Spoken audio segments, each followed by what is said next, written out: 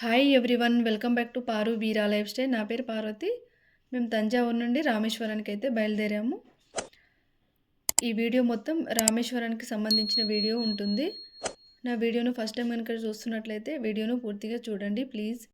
వీడియోను పూర్తిగా చూసి లైక్ చేయండి. అలాగే కొత్తగా చూస్తున్నట్లయితే సబ్స్క్రైబ్ చేసుకోండి. అలాగే నచ్చితే కామెంట్ చేయండి, షేర్ చేయండి. రామేశ్వరానికి సంబంధించిన వీడియో అయితే చాలా బాగుంటుంది. వీడియోని అయితే ఎక్కడ స్కిప్ చేయకుండా పూర్తిగా చూడండి.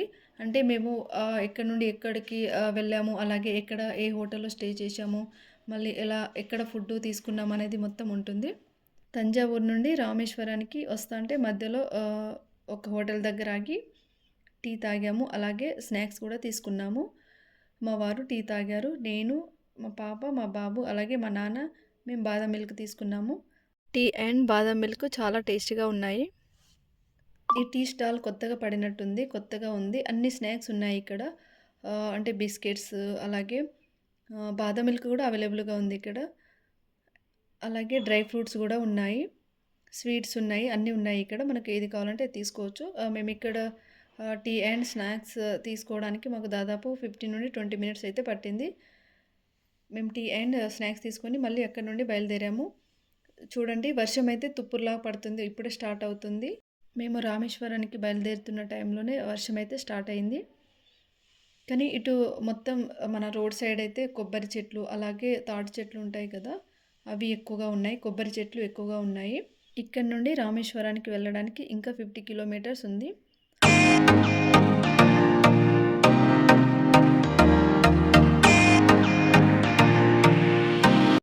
అలాగే ఇక్కడ నుండి ధనుష్కోటికి దాదాపు 68 కిలోమీటర్స్ అయితే ఉంది.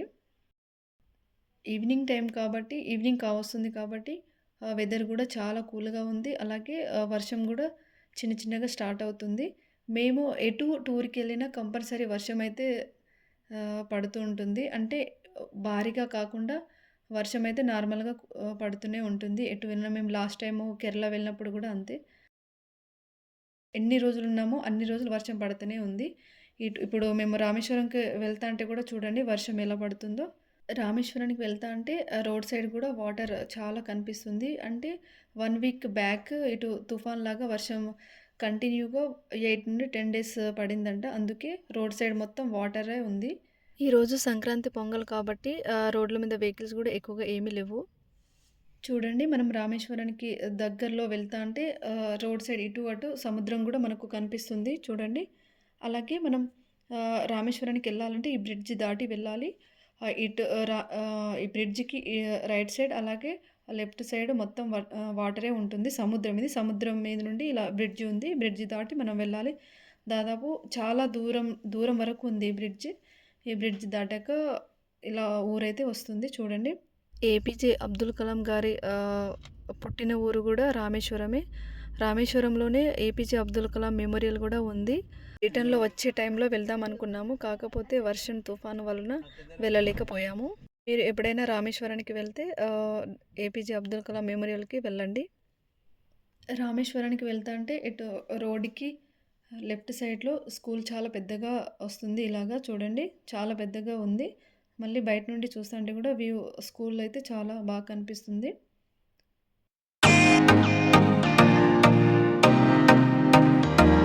రామేశ్వరంకి వెళ్తా అంటే మధ్యలో ఇక్కడ ఒక దగ్గర టికెట్ అయితే తీసుకుంటారు. 20 రూపీస్ తీసుకుంటున్నారు ఎంటర్ అవ్వడానికి. రామేశ్వరం ఊరు ఎంటర్ అవ్వడానికి ముందు ఇలా టికెట్ అయితే తీసుకుంటున్నారు. ఇక్కడ టికెట్ తీసుకుని మేమైతే మళ్ళీ స్టార్ట్ అయ్యాము. ఈ ఊరు వచ్చేసి రామేశ్వరము. చాలా పెద్దగా ఉంటుంది రామేశ్వరము. ఇంకా స్ట్రేట్గా వెళ్తే మనకు ధనుష్కోడి వస్తుంది. మేము వెళ్తా అంటేనే ఇలా అంటే రూమ్స్ ఎక్కడెక్కడ ఉన్నాయి, హోటల్స్ ఎక్కడెక్కడ ఉన్నాయని చూసుకుంటూ వెళ్ళాము. మాకు టైం ఉందని మేము డైరెక్ట్ ధనుష్కోడికే వెళ్ళాము. రూమ్ అయితే ఏం చూడలేదు. మళ్ళీ రిటర్న్ వచ్చే టైంలో చూసుకుందామని డైరెక్ట్ మేము ధనుష్కోడికే వెళ్ళాము. అంటే ఈవినింగ్ టైం బీచ్ బాగుంటుందని మేము డైరెక్ట్ ధనుష్కోడికి వెళ్ళి అక్కడ బీచ్కి వెళ్ళాము.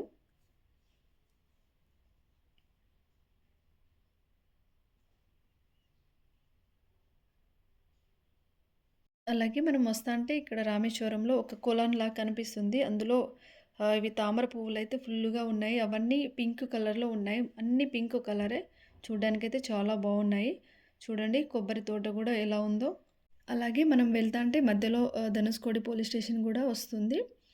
రామేశ్వరము అలాగే ధనుష్కోడి తమిళనాడులోని రామనాథపురం డిస్ట్రిక్ట్‌లో ధనుష్కోడి అలాగే రామేశ్వరం అనే పట్టణాలైతే 2 ఉంటాయి. మనం రామేశ్వరం నుండి ధనుష్కోడికి వెళ్తాంటే లెఫ్ట్ సైడ్‌లోనే మనకు కోదండరామస్వామి టెంపుల్ అయితే కనిపిస్తుంది. కోదండరామస్వామి టెంపుల్‌ని రేపు దర్శించుకుంటాము. ఇవాళ ధనుష్కోడికి వెళ్తున్నాము. అంటే జస్ట్ చూడ్డానికే వెళ్తున్నాము. ఇంగ రేపు మార్నింగే మేము రామేశ్వరంలో టెంపుల్ దర్శనం చేసుకొని ధనుష్కోడి అలాగే కోదండరామస్వామి టెంపుల్‌కి గూడా వెళ్తాము. ఈవినింగ్ టైం కదా! ఇగ పిల్లలు బీచ్‌కి వెళ్దామని అంటున్నారు. అందుకే వాళ్ళకు చూపిద్దామని మేము డైరెక్ట్ ధనుష్కోడికి అయితే వెళ్తున్నాము. ఇప్పుడు ఆల్రెడీ ధనుష్కోడికి అయితే ఎంటర్ అయ్యాము. లెఫ్ట్ సైడ్ అలాగే రైట్ సైడ్ మొత్తం అలా అంటే చిన్న చిన్న గుడిసెలా కనిపిస్తున్నాయి కదా! ఇది వచ్చేసి మొత్తం ధనుష్కోడి కిందకే వస్తుంది. 1964లో ఇది పెద్ద పట్టణం అంట. కాకపోతే అప్పుడు పెద్ద తుఫానొచ్చి మొత్తం ఈ పట్టణం మొత్తం మునిగిపోయి చాలామంది చనిపోయారంట ఆ టైంలో. ఇప్పుడైతే ఓన్లీ ఇప్పుడు చేపలు పట్టే వాళ్ళుంటారు కదా! వాళ్ళు మాత్రమే ఇక్కడ నివసిస్తున్నారు. అలాగే వేరే వేరే రాష్ట్రాల నుండి, దేశాల నుండి వచ్చే పర్యాటకులు వస్తారు కదా!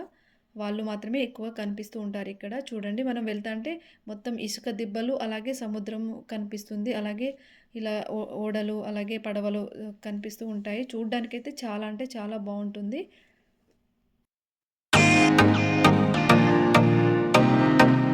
మేమైతే ధనుష్కోడికి వచ్చేసి అక్కడ కార్ పార్క్ చేసేసి ఇలా సముద్రం దగ్గరలో ఇలా పిల్లలు కూడా కొద్దిసేపు ఆడుకున్నారు. మనకు అంటే ఇటు ఒక సైడేమో హిందూ మహాసముద్రం, ఇంకో సైడేమో బంగాళాఖాతం ఉంటుంది. మధ్యలో రోడ్ ఉంటుంది. చూడ్డానికైతే వ్యూ చాలా అంటే చాలా బావుంటుంది. చూడండి చూడ్డానికి కూడా పర్యాటకులు చాలామంది వచ్చారు. హిందూ మహాసముద్రము ప్రశాంతంగా ఉంటుంది. అదే బంగాళాఖాతం అయితే అలలతో ఫుల్ సౌండ్ చేస్తూ ఉంటుంది. ఒక సైడు హిందూ మహాసముద్రము, ఇంకో సైడు బంగాళాఖాతం ఉంటుంది. ఇది కనిపిస్తుంది కదా! ఇది వచ్చేసి హిందూ మహాసముద్రము. హిందూ మహాసముద్రం కొంచెం ప్రశాంతంగా ఉంటుంది. అదే బంగాళాఖాతం అయితే ఎక్కువగా అలలతో సౌండ్‌తో ఉంటుంది బంగాళాఖాతం. ఇప్పుడు చూడండి.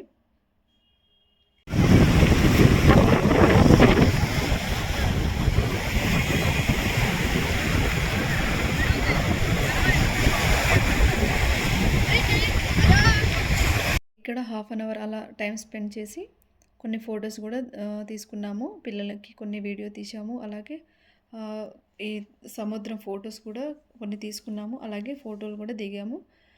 ఇక్కడ నేను ఫోటో దిగాను. అలాగే మా నాన్నకు కూడా ఫోటో తీసాము. చూడండి మేము ఫోటో కొన్ని తీసుకున్నాము.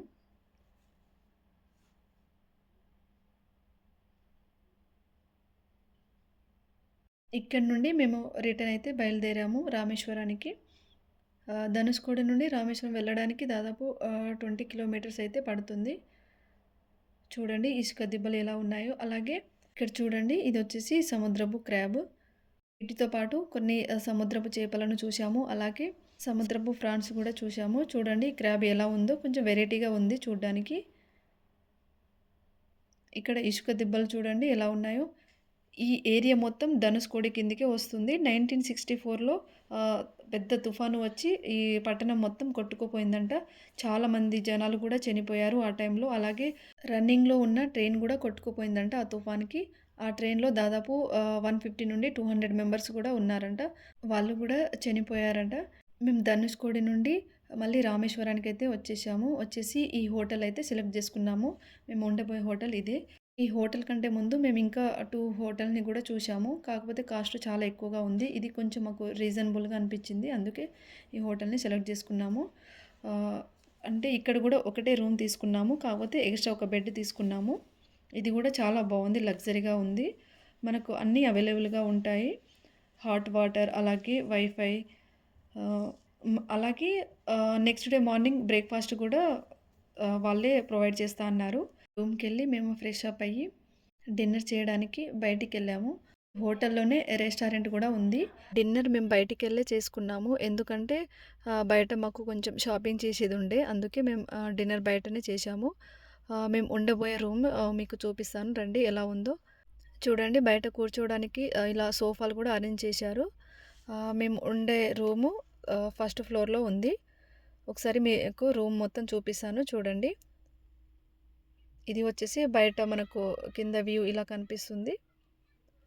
ఫస్ట్ ఫ్లోర్‌కి మేమైతే వెళ్తున్నాము. నేను, మా పాప మెట్లెక్కి వెళ్ళాము.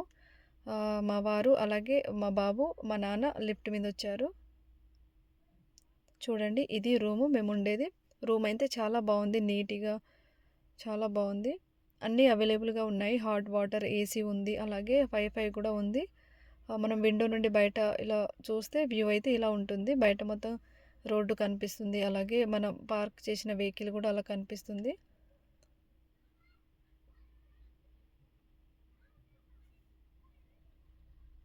అలాగే కింద రెస్టారెంట్ ఉంది కదా! ఆ రెస్టారెంట్‌కి సంబంధించిన మెనూ ఇక్కడుంది.